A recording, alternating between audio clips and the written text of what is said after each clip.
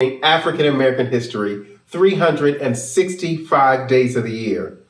And as this week comes to a close, we want to highlight some of the moments that happened this week in history. Moments we think youth ought to know. On May 17, 1954, the Supreme Court handed down its decision in Brown versus Board of Education, ruling that separate educational facilities are inherently unequal. This landmark decision reversed the effects of the Plessy versus Ferguson decision, which established a constitutional basis of racial segregation. On May 18, 1955, just one day and 1 year after this historic event, Mary McLeod Bethune died at the age of 79 in Florida. Born in Maysville, South Carolina, Mary McLeod Bethune was one of the most influential women of her generation, an educator, civil rights activist, and women's rights activist. Mary McLeod Bethune dedicated her life to ensure that African Americans were free, treated with dignity, and had a first-class education. Among her many accomplishments, she founded what is today Bethune-Cookman University in Daytona Beach, Florida.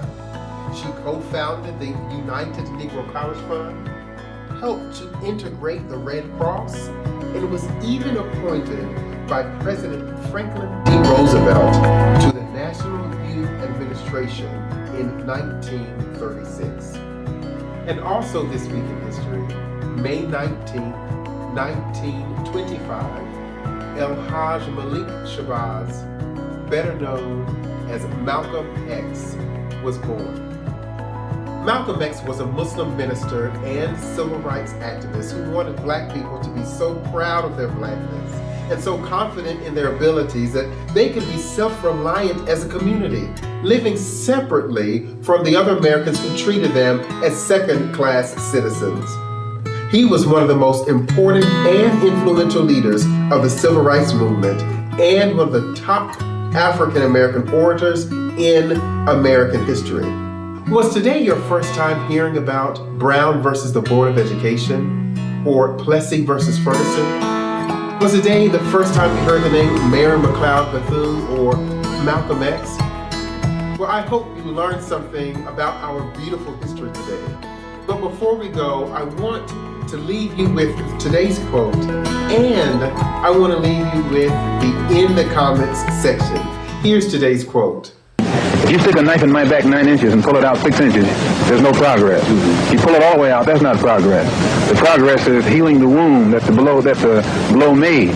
And they haven't even begun to pull the knife out, much less try and heal the wound. They won't even admit the knife is there. What attorney and head of the NAACP Legal Defense and Educational Fund and future Supreme Court judge represented the plaintiffs in the historic case Brown versus the Board of Education? If you know the answer, leave it in the comment section below.